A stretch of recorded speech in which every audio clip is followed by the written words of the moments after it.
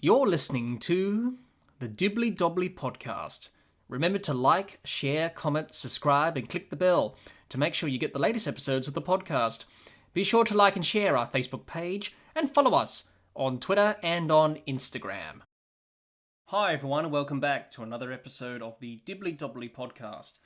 On today's episode of the podcast, we're reviewing the first semi-final of the ICC Cricket World Cup for 2023 between India and New Zealand.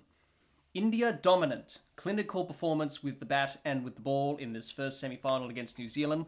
Virat Kohli was outstanding, scoring his 50th ODI 100, beating Sachin Tendulkar's record. Shreyas Iyer's 100 was impressive. Mohammad Shami was outstanding with the ball, taking 7 for 57 as India powered through to another World Cup final. For New Zealand, they gave it a good fight in the run chase but fell short of the target of 398. Daryl Mitchell played well for his 100. Good support from Kane Williamson and Glenn Phillips. Unfortunately, it wasn't enough as New Zealand stumbled to defeat. But for New Zealand, and as we know from them, they are a team that are fighters and relish the fighting underdog tag. But unfortunately, India were just too good in the end for New Zealand and were able to power through to the final. So plenty to talk about from this first semi-final between India and New Zealand in this episode of the podcast today. Let's have a look at the match summary from the first semi-final of the ICC Cricket World Cup for 2023 between India and New Zealand from the 1KD Stadium. India batted first and made 4 for 397 from their 50 overs. Virat Kohli top scored with 117 and Tim Southee took 3 wickets for New Zealand. New Zealand needed 398 runs to win. They were bowled out for 327 in 48.5 overs. Daryl Mitchell top scored with 134 and Mohammad Shami took 7 wickets for India.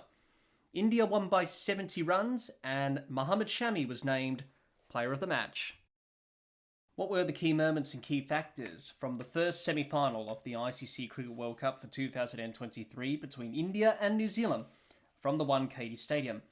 Virat Kohli's innings of 117 and Shreyas Iyer's innings of 105 and the partnership of 163 for the third wicket between Kohli and Iyer was key to guide India to their mammoth score of 4 for 397. Daryl Mitchell's innings of 134 and the partnerships of 151 for the third wicket between Mitchell and Williamson and 75 for the fifth wicket between Mitchell and Phillips kept New Zealand in the run chase. Mohammad Shami picking up 2 wickets in the 33rd over of Williamson and Latham swung the match in India's favour and went on to win by 70 runs. Those were the key moments and key factors from the second semi-final of the ICC Cricket World Cup for 2023 between India and New Zealand from the 1KD Stadium. Let's talk about how both India and New Zealand performed in the first semi-final of the ICC Cricket World Cup for 2023 from the 1KD Stadium.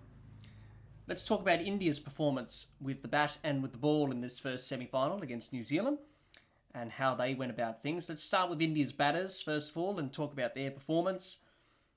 Rohit Sharma, 47, Gill, 80 not out, Kohli, 117, Iyer, 105, KL Rahul, 39 not out, and Suryakumar Yadav, 1. And that's how the Indian batters went about their business in this first semi-final against New Zealand.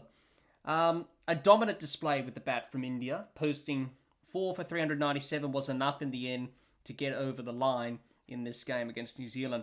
Very strong top order.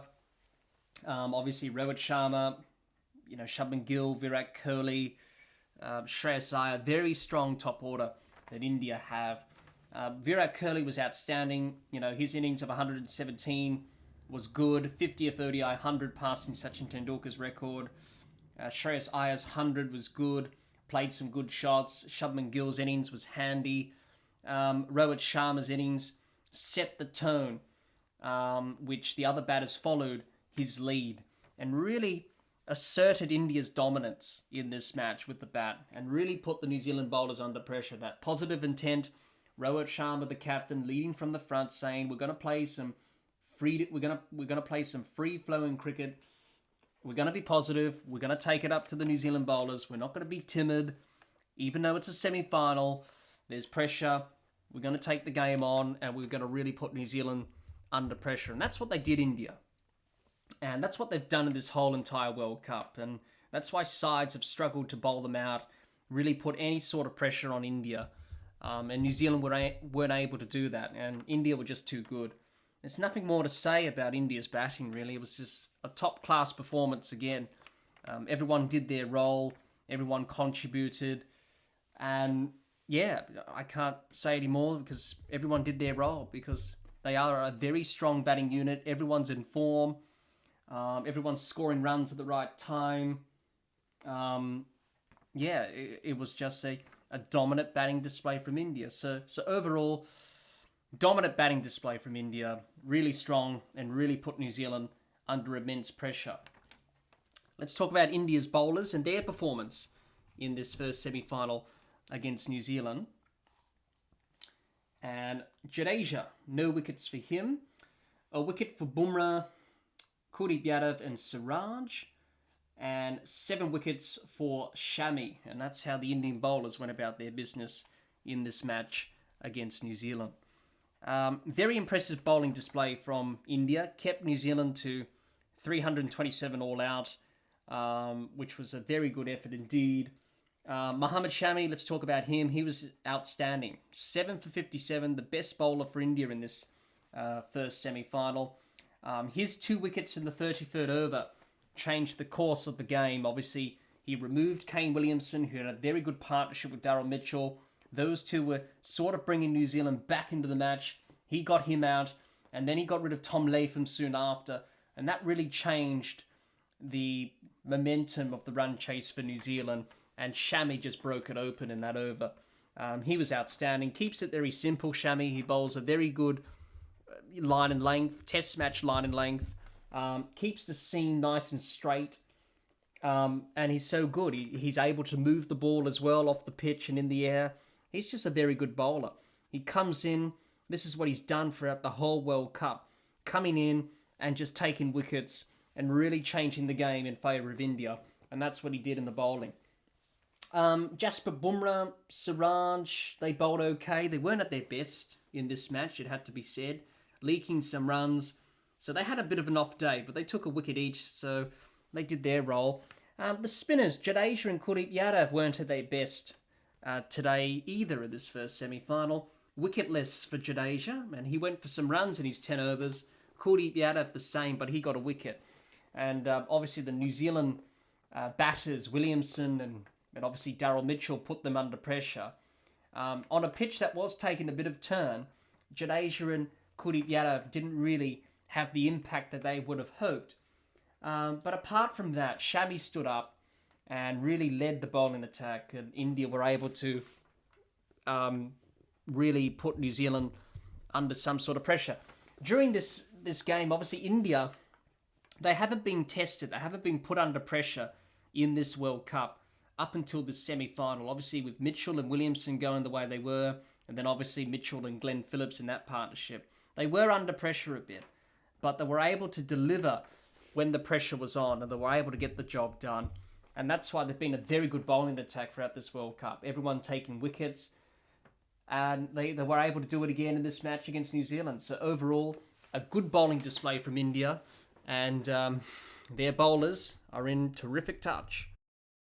Let's talk about New Zealand's performance with both bat and ball in this first semi-final against India. Let's start with the New Zealand batters and their performance in this first semi-final against India. Conway, 13. Ravinder, 13. Williamson, 69. Mitchell, 134. Latham, a duck. Phillips, 41. And Chapman, 2. That's how the New Zealand batters went about their business in this game against India in this first semi-final. For New Zealand, chasing 398, almost 400, was going to be a tough, difficult task, but they gave it a good go. Daryl Mitchell's 100 was good. He was the one that was sort of playing like a Glenn Maxwell type innings, trying to get New Zealand over the line. unfortunately, it wasn't enough in the end. He tried his best. He played some very good shots, hit a few big sixes, and did his best. The partnerships of 181 for the third wicket between Mitchell and Williamson, 75 for the fifth wicket between Mitchell and Phillips. Those two partnerships were getting New Zealand back into the run chase, but they needed to continue on. And unfortunately, they didn't. They got out at the wrong time, and that's where the momentum started to shift. Obviously, losing Williamson and Latham in the same over to Mohammad Shami pretty much changed the course of the run chase for New Zealand, and they were on the back foot ever since. But it was up to Daryl Mitchell, Kane Williamson, Glenn Phillips to get the job done for New Zealand. And they were starting to do that. But as I mentioned, they needed to stay in for longer if New Zealand were a chance to chase down the runs. At one stage, it looked like they were. But India just, finding a way to take wickets, Mohammad Shami leading the way, really changed the course of the match. So for New Zealand's batting, they gave it a good go. They gave it a good fight.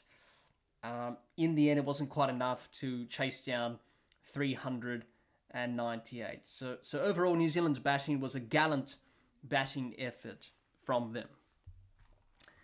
Let's talk about New Zealand's bowlers and their performance in this first semi-final against India.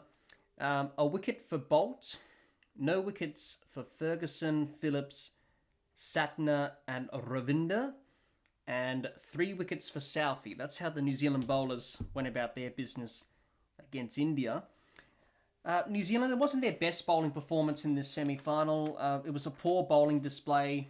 4 for 397, India racked up. Just showed that they weren't really on the ball, if I can say that.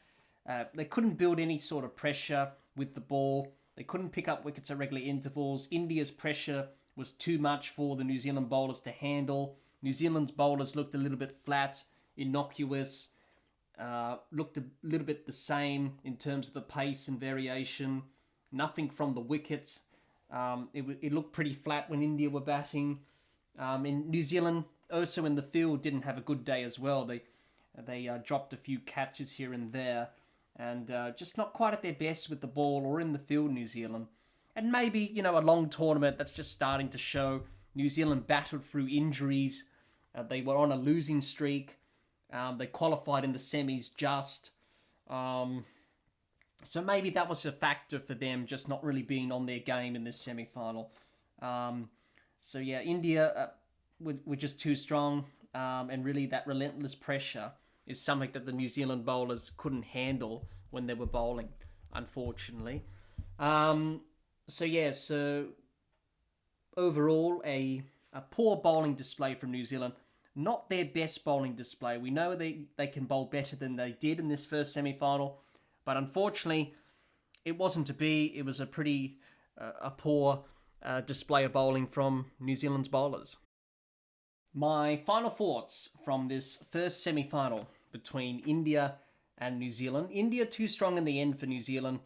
It was their semi-final to lose. The batting, the bowling excelled under pressure, and now they meet Australia in the final. New Zealand gave it a good fight, and they should be proud of their efforts in this Cricket World Cup. To make it to 3 World Cup semi-finals in a row is a great achievement. Unfortunately for them, they weren't able to play at their best to beat India in this semi-final. They were always up against it. They were the underdogs. India were the favourites, and at the end of the day, the favourites won in India, and New Zealand weren't able to execute with the bat or with the ball to get the job done in this first semi-final of this Cricket World Cup. Thanks everyone for listening to today's episode of the podcast. Stay tuned for more ICC Cricket World Cup 2023 episodes and live streams on the Dibbly Dobbly Podcast. If you're watching or listening to this episode of the podcast on our YouTube channel, let us know your thoughts on this first semi-final between India and New Zealand in the comments. We would love to hear what you have to say. Thanks for listening. Until next time, keep safe and bye for now.